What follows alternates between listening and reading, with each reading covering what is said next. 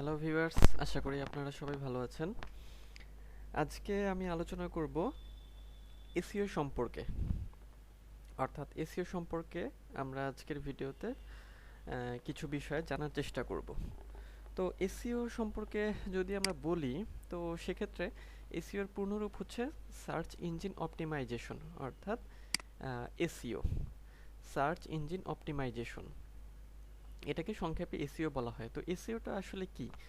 এসইওটা আমরা যদি খুব সহজভাবে বলতে যাই, তাহলে আমরা যখন কোনো কিছু গুগলে সার্চ করি, সেইটা যেন প্রথমে সার্চ র্যাঙ্কে চলে আসে, সেই পদ্ধতিটা করার যে প্রক্রিয়া, সেটাই হচ্ছে এসইও, অর্থাৎ সার্চ ইঞ্জিন অপটিমাইজেশন। মানে যে বিষয়টাকে সার্চ করা হবে, সেটা কোনো ছবি হতে পারে, কোনো ভিডিও হতে পারে, কোনো লেখা হতে পারে, সেটা যেন আমার হচ্ছে সার্চ ইঞ্জিন ফ্রেন্ডলি হয়। কারণ কি? কারণ হচ্ছে তাহলে গুগল সহজেই সেটাকে খুঁজে পাবে এবং সার্চ র্যাঙ্কে নিয়ে আসতে পারবে। যেমন দেখেন, আমি এসইও লিখলাম। তো এসইও লেখার পরে আমি যখন এটা এন্টার ক্লিক করেছি, তখন এই যে প্রথমে যে এটা চলে এসেছে, যে search engine optimisation SEO starter guide Google. আচ্ছা, এই ঠিকানাটা দেখেন যে https://developers.google.com।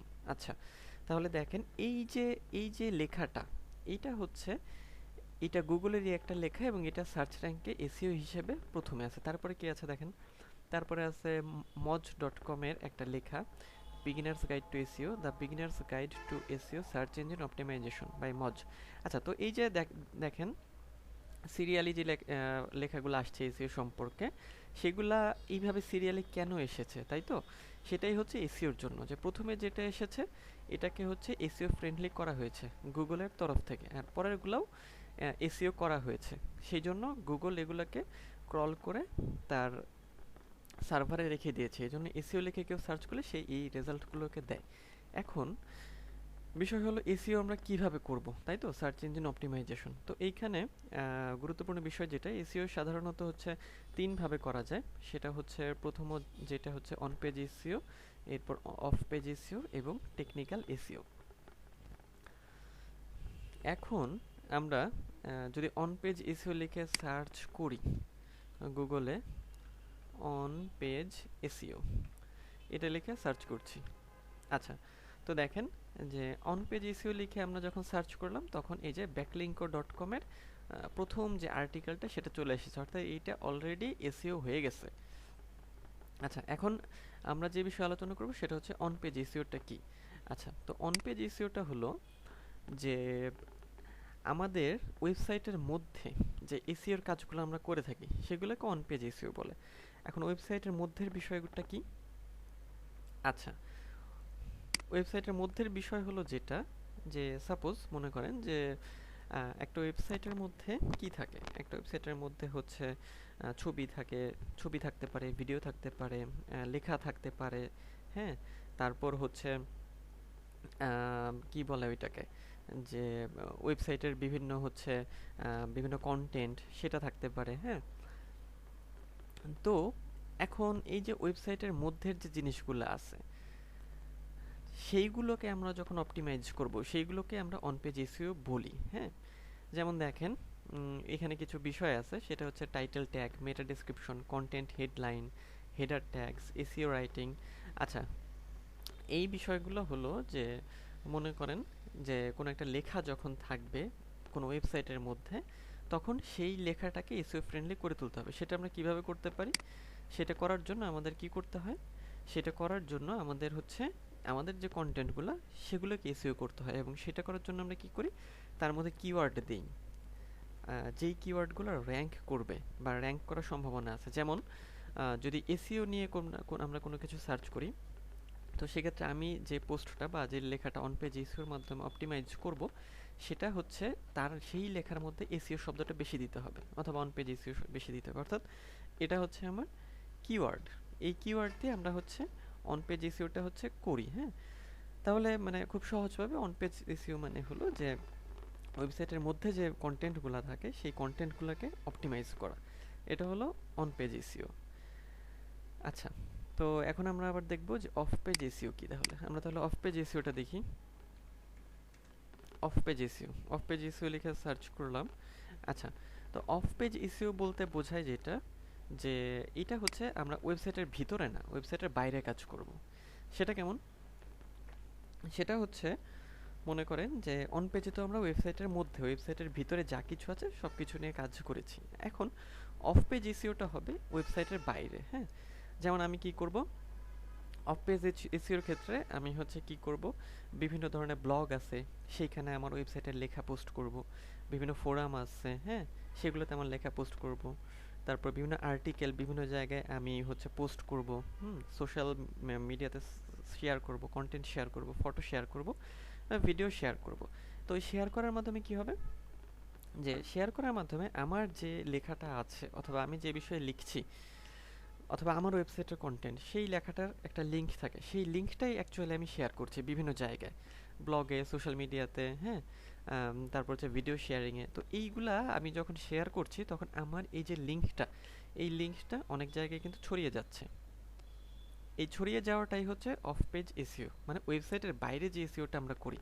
অর্থাৎ এই যে এসইওটা, যে অফ পেজ এসইও, মানে আমার লিঙ্ক যত জায়গায় ছড়িয়ে যাচ্ছে, যত জায়গায় আমি লিঙ্কটাকে পোস্ট করছি, এটার মানে তত বেশি পরিমাণ একটা সিগন্যাল দিবে গুগল। এটার যখন গুগল ক্রল করবে দেখবে যে হ্যাঁ, এই ব্যাকলিঙ্কটা বা এই যে লিঙ্কটা এত জায়গায় ছড়িয়ে আছে, তো গুগল তখন ভাববে যে ও আচ্ছা, এটা তো তাহলে গুরুত্বপূর্ণ একটা জিনিস। তো তখন সে সেটাকে ক্রল করে নেবে এবং একসময় সেটাকে র্যাঙ্কে নিয়ে আসবে। তো এইভাবে মূলত যে অফ পেজ এসইওটা কাজ করে। অর্থাৎ অফ পেজ এসইও কি, যে পেজের বাইরে যে কাজগুলো আমরা করে থাকি সেটাই হচ্ছে অফ পেজ এসইও। অর্থাৎ পেজের বাইরে আমরা হচ্ছে মানে ওয়েবসাইটের বাইরে আমাদের লিঙ্কগুলো তৈরি করি, এই লিঙ্কগুলো তৈরি করাকেই আমরা হচ্ছে অফ পেজ এসইও বলতে পারি। তবে একটা ওয়েবসাইটকে র্যাঙ্ক করানোর ক্ষেত্রে কিন্তু on page SEO, of page SEO এবং টেকনিক্যাল এসইও সবই দরকার। কারণ হচ্ছে যে অফ পেজ এসইওতে মানে ব্যাকলিঙ্ক অনেক আছে, মানে অফ পেজ এসইও অনেক করা হয়েছে কিন্তু দেখা গেল কন্টেন্ট হয়তো ভালো না, বা কন্টেন্টের মধ্যে কিওয়ার্ড নাই, বা লেখার মধ্যে কিওয়ার্ড নাই, ছবির মধ্যে কিওয়ার্ড নাই, তখন সেটা র্যাঙ্ক গুগল সাধারণত করাতে চায় না। তো মনে করেন যে তিনটা কম্বিনেশন হলে এটা র্যাঙ্ক করানো সোজা হয়, অন পেজ, অফ পেজ এবং হচ্ছে টেকনিক্যাল এসইও। হ্যাঁ, আচ্ছা, এই তিনটা একসাথে করলে সেটা হচ্ছে অনেক সুবিধা হয়। আচ্ছা, তো অন পেজ এসইও আমাদের হচ্ছে হয়ে গেল।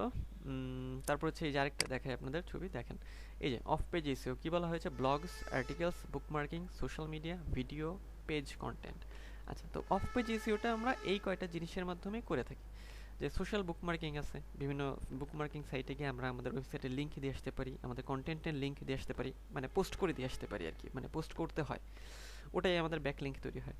বিভিন্ন আর্টিকেল আমরা লিখতে পারি, আর্টিকেল বিভিন্ন জায়গায় পোস্ট করতে পারি, ব্লগে লিখতে পারি, হ্যাঁ, পেজ কন্টেন্ট, বিভিন্ন পেজ কন্টেন্ট তৈরি করে আমরা সেগুলো বিভিন্ন জায়গায় পোস্ট করে আসতে পারি, ভিডিও শেয়ারিং ইত্যাদি ইত্যাদি। অর্থাৎ পেজের বাইরে, ওয়েবসাইটের বাইরে যে এসইওর কাজ, অর্থাৎ লিঙ্ক তৈরি করা, সেটাই হচ্ছে অফ পেজ এসইও। আচ্ছা, এখন আমরা দেখব হচ্ছে টেকনিক্যাল এসইও। তো আমরা টেকনিক্যাল এসইও লিখে সার্চ করি।